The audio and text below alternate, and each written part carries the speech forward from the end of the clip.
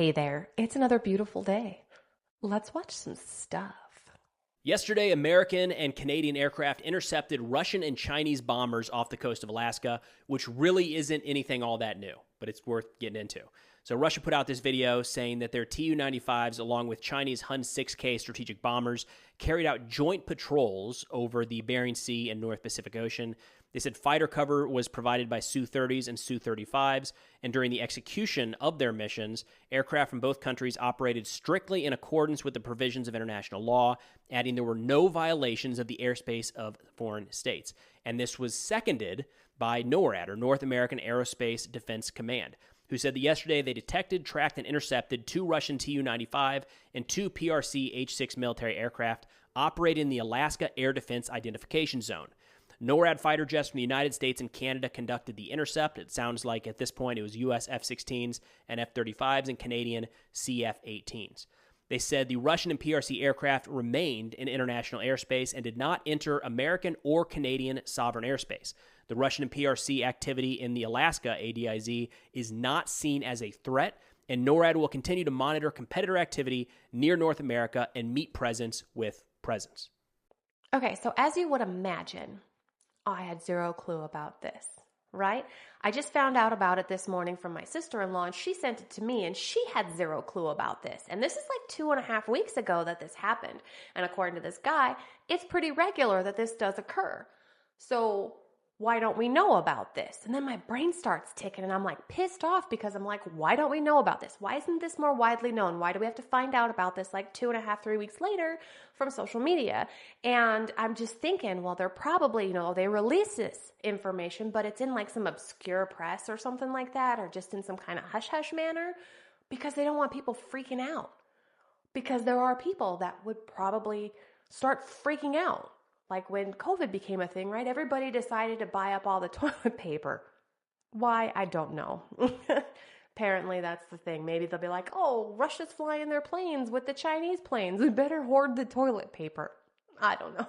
But I guess it would cause mass panic is the only reason I can think that they wouldn't be like, oh, hey, by the way, everybody, look what's happening. So, yeah. Hey.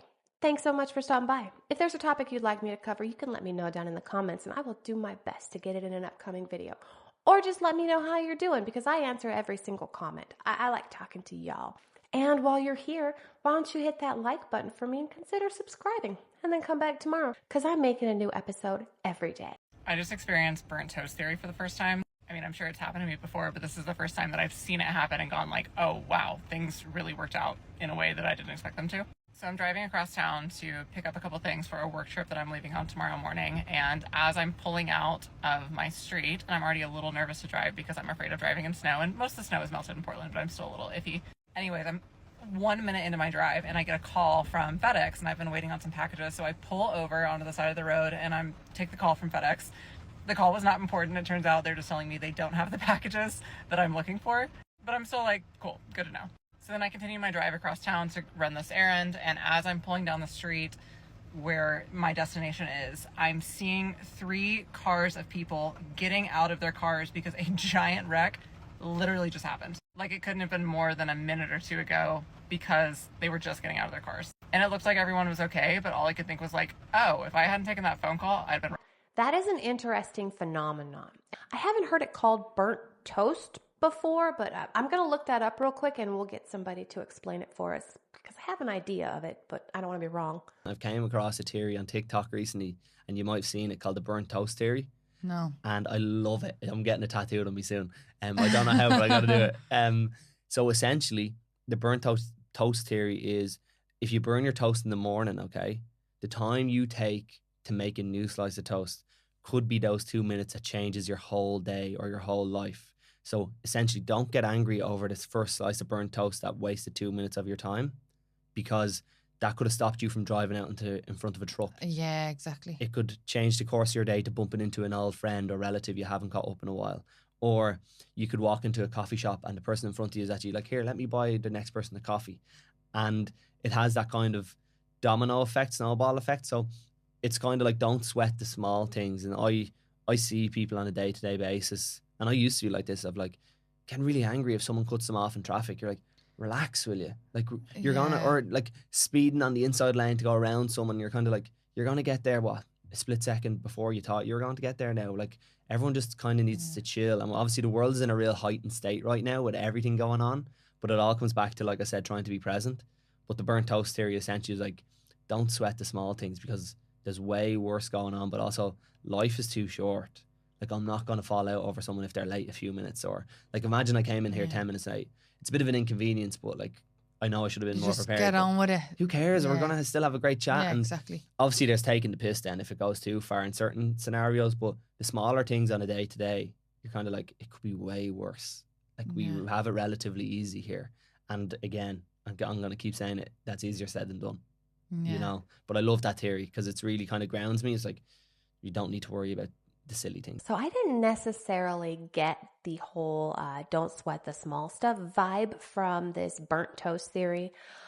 I'm more thinking like it's universal, right? Like it's the universe telling you that you are supposed to be here at a certain time, or it's the universe protecting you from this particular thing happening, like you burnt your toast, whatever it is. You know, you left something, you forgot something, you had to go back and get something, you had to take a detour, whatever it may be. It changed your trajectory of your day. And it either put you in a spot where you were supposed to be to meet someone or do something or whatever it is, or it prevented you from being in a spot where something terrible may have happened. Now, really quick, let's look at it from a parallel universe standpoint, okay? Different mind frame. Now, imagine on a day where you burnt your toast, right? And you didn't get into that accident. There's a you somewhere that didn't burn their toast and they did get into that accident and it altered their timeline. So now they had that happen. So anytime where something diverts you, it's like, this is crazy. I know it's crazy, but like, so you are diverted from one way or another. Perhaps in a parallel universe, you weren't diverted and you like passed away and then there was a correction on your timeline and that didn't happen to you. It's a little crazy, I know. But what if? There's underground civilizations on this earth who are very advanced. They've got a whole world down there that we don't know anything about. And a lot of people don't even want to believe that. But they have their own sun, they have their own oceans, they have everything underneath the planet. But we were taught that it's really hot inside. It's a molten iron, the center of the earth. And the further down you go, the hotter it gets. So how could anybody live down there? Nah, it's not possible. It's all a fairy tale, you see. But if you want to believe that, what our scientists know is only a smidgen of the totality of what knowledge exists. It really is just a smidgen of the totality of all that exists. I feel like we've watched this video before, or at least we've heard something along those lines, because it really is nothing compared to what actually is. So we don't know what's inside of our earth. We've got an idea, and it's a scientifically based idea of what could be at the center of our earth. What if there is more life inside of there?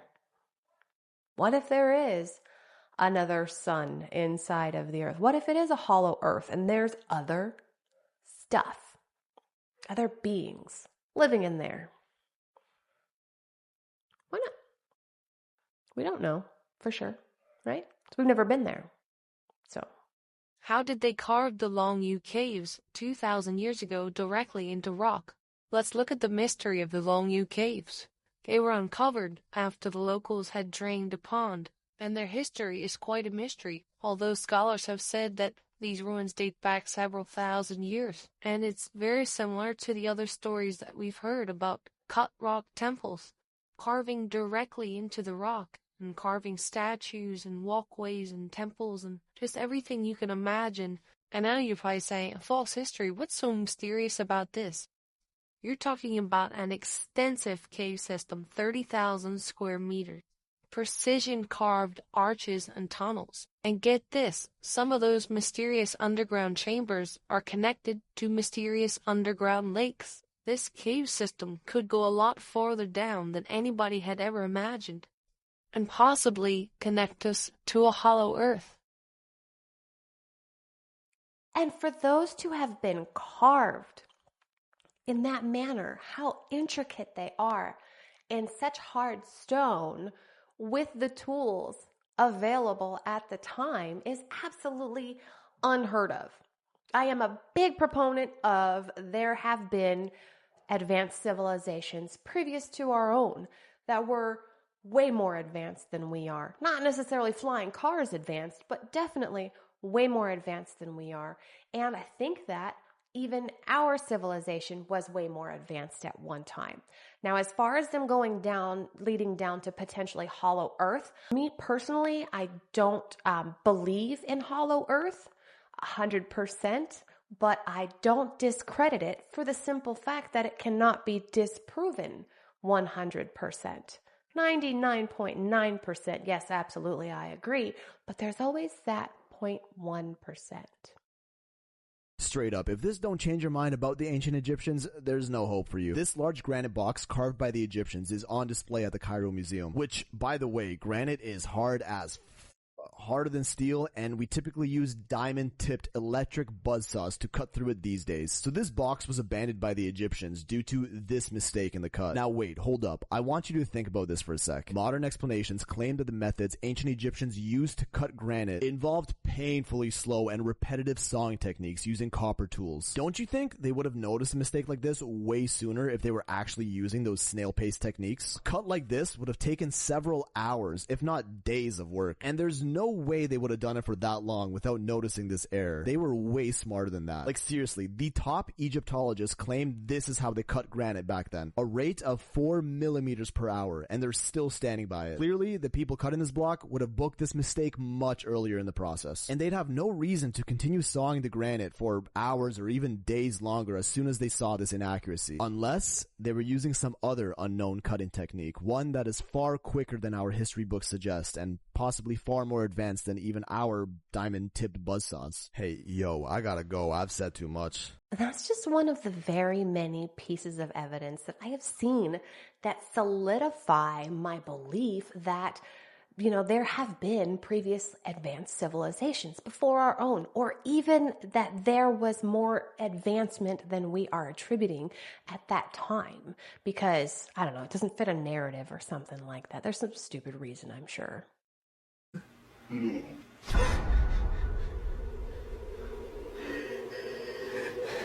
Can you understand me? This thing is so weird.